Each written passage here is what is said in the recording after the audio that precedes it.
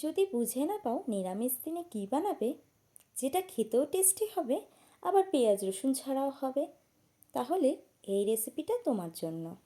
So hello everyone, welcome to Mamita stream. আজকের recipe দুধ পনির। দুধ পনির বানাবার জন্য 200 গ্রাম পনির নিয়েছি। প্রথমে পনিরটা হালকা করে ভেজে নেব। তার জন্য কড়াই গরম করে কড়াইতে দিয়ে দিয়েছি 2 চামচের মতো রিফাইন্ড অয়েল। তেলের মধ্যে দিয়ে দিচ্ছি 1 চিমটে নুন। এতে পনির দেওয়ার সময় তেল ছিটবে না। এবারে একে একে পনিরগুলো কড়াইতে দিয়ে দেব। একসাথে সব পনিরগুলো দিচ্ছি না, তাতে পনির ভেঙে যেতে পারে, যেহেতু পনিরগুলো খুব নরম হয়। পনিরগুলোকে আমি খুব হালকা করে ভেজে নেব। খুব একটা কড়া বা লাল করে ভাজার দরকার নেই এই রেসিপিটার জন্য। গ্যাসের ফ্লেমটাকে মিডিয়ামে রেখে পনিরগুলো ভেজে নিচ্ছি। এক পিঠ হালকা করে ভেজে নিয়েছি, এবার পাল্টে নিয়ে আর এক পিঠ ভেজে নেব।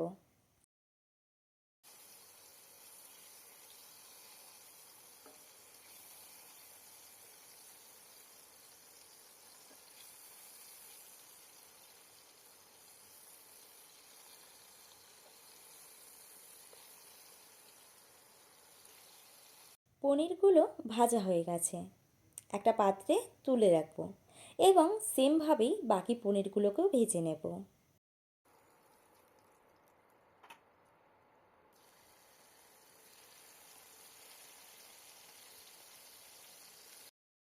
পনিরের মধ্যে দেওয়ার জন্য চলো একটা মশলা বানিয়ে নিই।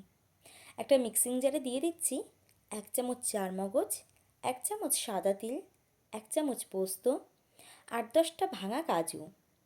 এবার জল ছাড়া এগুলোকে বেটে নেব। প্রথমে যদি জল ছাড়া বেটে পরে জল দিয়ে বাটা হয়, তাহলে কিন্তু খুব স্মুথ একটা পেস্ট তৈরি হয়। তো এই কারণেই চেষ্টা করবে আগে জল ছাড়া বেটে তারপরে যেই জিনিসগুলো থেকে জল বেরোবে সেই জিনিসগুলো অ্যাড করার।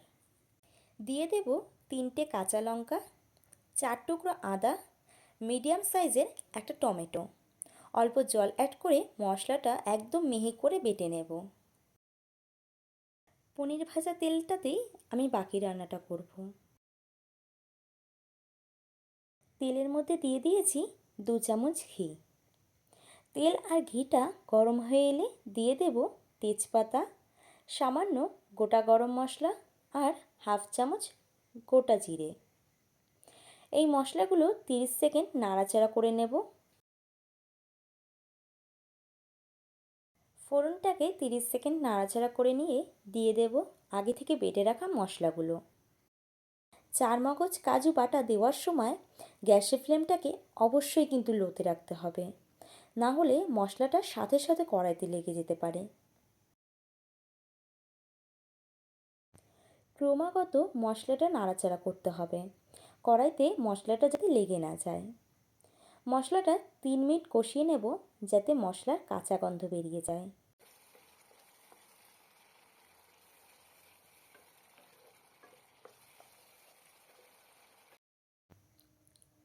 মশলাটা 3 মিনিট কষিয়ে নিয়েছি।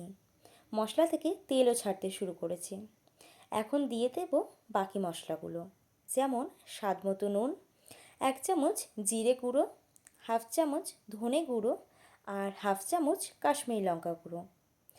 কাশ্মীরি লঙ্কা গুঁড়ো দেওয়াতে মশলার মধ্যে সুন্দর একটা কালার আসবে।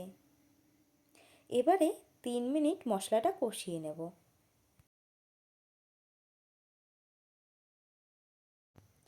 মশলাটা আবারও কষিয়ে নিয়ে দিয়ে দিচ্ছি 250 ml দুধ। আর যেই বাটিতে কাজু পোস্ত বাটা রেখেছিলাম, ওই মশলার বাটিটা ধুয়ে হাফ বাটি জল দিয়ে দিচ্ছি।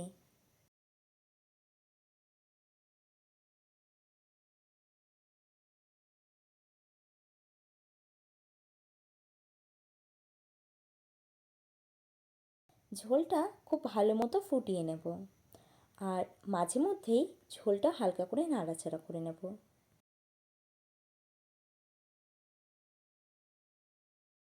দুধ পনির গ্রেভিটা হালকা গা মাখা হবে, তাই সেই বুঝে ঝোলটা টানিয়ে নেব। ঝোলটা বেশ খানিকটা ঘন হয়ে গেছে। এবার দিয়ে দেব 1/2 চামচের থেকে অল্প কম চিনি, হাফ চামচ গরম মশলার গুঁড়ো আর 1 চামচ কস্তুরি মেথি। এটা আমি হাতের তালু দিয়ে হালকা ঘষে নিয়ে দিয়ে দিচ্ছি। এবারে সব কিছু একসাথে মিশিয়ে নেব। দেন দিয়ে দেব পনিরগুলো। পনিরটা দিয়ে গ্রেভিটাকে আবারও 2 মিনিট ফুটিয়ে নেব। এতে পনিরের মধ্যে মশলাগুলো খুব ভালো মতো ঢুকতে পারবে। তাহলেই তৈরি দুধ পনির। নিরামিষ দিনে বা যে কোনো দিনে বানিয়ে ফেলতে পারেন এই সুন্দর রেসিপিটা। এই দুধ পনিরটা কিন্তু খেতে দারুণ লাগে রুটি, পরোটা বা ফ্রাইড রাইস, পোলাওয়ের সাথে। ভিডিওটা যদি তোমাদের জন্য হেল্পফুল হয়ে থাকে তাহলে একটা লাইক দিয়ে যাও ভিডিওটাতে, আর চ্যানেলটাকে সাবস্ক্রাইব করো। দেখা হবে নতুন এক ভিডিওর সাথে। ততক্ষণের জন্য টাটা।